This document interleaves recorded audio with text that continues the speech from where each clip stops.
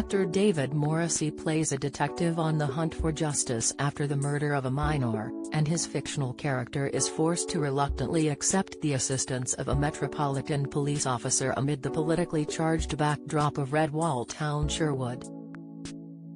The 57-year-old has argued that in the aftermath of the miners' strikes era in the 1980s, where people took the side of either the government or the furious workers, the country remains divided. "What's happening to our country now is that our sense of identity is being eroded," he argued. How and when did Labour stop being able to rely on those Redwall towns like the one in Sherwood? He added to the Radio Times, "You can have lots of arguments about that being a good thing or a bad thing, but it is in flux, and there's lots of opportunity for exploitation, particularly in our modern media age.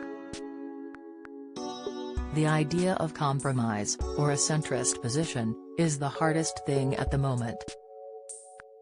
The show's executive producer, James Graham, touched on exactly the same subject in an interview with the Financial Times. "We're told these Redwall communities are the crucible of our search for national purpose and identity," he mused.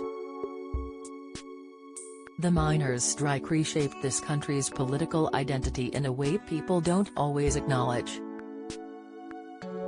In Nottinghamshire, where Sherwood is located, many of the miners decided to go back to work, regarding the strike as illegitimate. The Union of Democratic Mine Workers was created, while the police force were said to have become increasingly heavy-handed with the protesters. The Met's return to Nottinghamshire in 2004 was incredibly emotive and provocative, James continued. "They were worried that people would think someone was targeting miners, so they put enormous effort into keeping the community informed and on side. At a time when we're questioning citizens' contract with the police, whether it's over the Sarah Everard killing or Partygate, I was pretty impressed by that." The drama was inspired by two seemingly unrelated, but nevertheless interconnected, real-life murders that took place in the mining district of Sherwood. "Right off the bat, you see that this is a personal story," David declared to the Radio Times. He spoke of how his character now found himself having to police a murder that has affected his friends and yet remain level-headed. For his own part, he was born and raised in Liverpool, and regards himself as being on the side of the miners.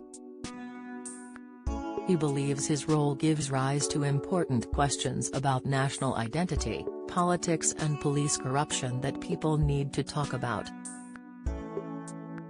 "We've seen undercover operations within criminal and terrorist organizations in dramas like Line of Duty," he mused. "But the idea that there were undercover officers inside legal organizations eavesdropping on conversations, feeding back information and sometimes having relationships with people without telling them who they really were, is outrageous." Sherwood begins Monday, June 13, on BBC One and iPlayer, and episodes will continue on Mondays and Tuesdays at 9 p.m. across 3 weeks. Meanwhile, the full interview with David Morrissey will run in this week's Radio Times Out Now.